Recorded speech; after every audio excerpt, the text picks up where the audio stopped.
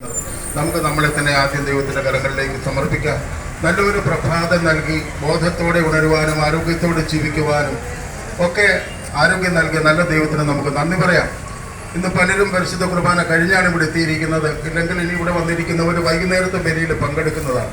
അങ്ങനെ ബലിയോട് ചേർന്നുള്ളൊരു ബലിജീവിതം. പലരും എന്നോട് ചോദിക്കും, എല്ലാ ദിവസവും ചേട്ടൻ എന്തിനാ പള്ളി പോണേ? ഞാൻ പറഞ്ഞു, എനിക്ക് പരിശുദ്ധ കുർബാനയിൽ നിന്ന് കിട്ടുന്ന ഊർജ്ജമാണ് എൻ്റെ ജീവിത ബലി അർപ്പിക്കുവാനായിട്ട് എനിക്ക് സാധിക്കാൻ ഇടയാക്കുന്നത്. അതുകൊണ്ട് എൻ്റെ പ്രിയപ്പെട്ട സഹോദരങ്ങളെ, നമുക്ക് ആഗോള കത്തോലിക്ക സഭയെ ഓർക്കാം, കർത്താവിൻ്റെ കരങ്ങളിലേക്ക് സമർപ്പിക്കാം. കർത്താവിൻ്റെതാണ് സഭ. നരകവാതിലുകൾ പ്രബലപ്പെടുകയില്ല എന്ന് പറഞ്ഞിട്ട് നരകവാതിലുകൾക്കെതിരെ വന്ന് ബഹളം വെച്ചുകൊണ്ടിരിക്കുന്നു. നമുക്ക് കർത്താവിൻ്റെ കരങ്ങളിലേക്ക് സഭയെ ഓർത്ത് നമുക്ക് നന്ദി പറയാം. മാർപ്പാപ്പയെ ഓർക്കാം. വാർദ്ധക്യത്തിലാണ്, അസ്വസ്ഥതകളിലാണ്. ദീർഘായുസ് ഉണ്ടാകുവാനും സൗഖ്യമുണ്ടാകുവാനും വേണ്ടി നമുക്ക് പ്രാർത്ഥിക്കാം. അതുപോലെ തന്നെ സകല പിതാക്കന്മാരെയും കർദിനാളന്മാരെയും സകല മെത്രാന്മാരെയും ഈശോയുടെ കരങ്ങളിലേക്ക് കൊടുക്കാം.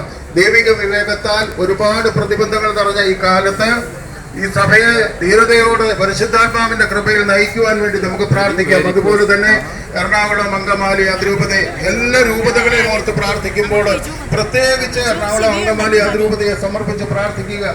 കഴിഞ്ഞ കുറെ കാലങ്ങളായി പരിശുദ്ധ കുർബാനയ്ക്കെതിരെ സാത്താന്റെ മക്കളായി മാറിക്കൊണ്ട് കുറെ പേര് എതിര് നിന്നുകൊണ്ട് കുർബാന യഥാർത്ഥ ബലി അർപ്പിക്കാനായിട്ട് തടസ്സം നൽകുന്നു.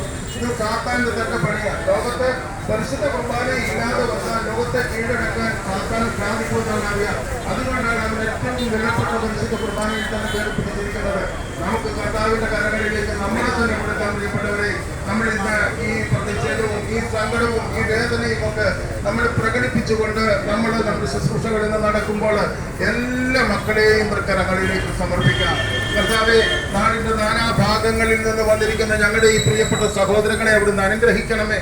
നിന്റെ കൃപ കൊണ്ട് പൊതിയണമേ, ചേർത്ത് പിടിക്കണമേ. കർത്താവെ, പരിശുദ്ധാത്മാവിന്റെ നിറഞ്ഞ അനുഗ്രഹത്തിലും അഭിഷേകത്തിലും ഇന്നത്തെ കാര്യങ്ങളെല്ലാം നടക്കുവാൻ ഇടയാക്കണമേ.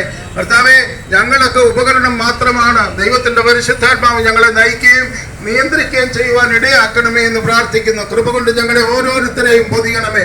കർത്താവെ, സഭയ്ക്കെതിരെ നിൽക്കുന്ന വിമതരായി നിൽക്കുന്ന പുരോഹിതരെയും വിമതരായി നിൽക്കുന്ന ഞങ്ങളുടെ സഹോദരങ്ങളെയും ഓർത്ത് പ്രാർത്ഥിക്കുന്നു. ഒന്നുകിൽ കർത്താവെ ഇവരെ രമ്യപ്പെടുത്തുക, അല്ലെങ്കിൽ ഇവരെ മാറ്റി നിർത്തുക.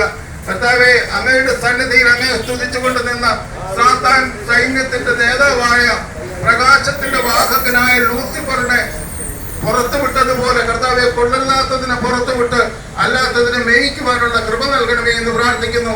ഞങ്ങളുടെ തട്ടിൽ പിതാവിനെ ഓർത്ത് പ്രാർത്ഥിക്കുന്നു. അതുപോലെ പാമ്പ്ലാനി പിതാവിനെ ഓർത്ത് പ്രാർത്ഥിക്കുന്നു. ഇവരിലേക്ക് ദൈവത്തിന്റെ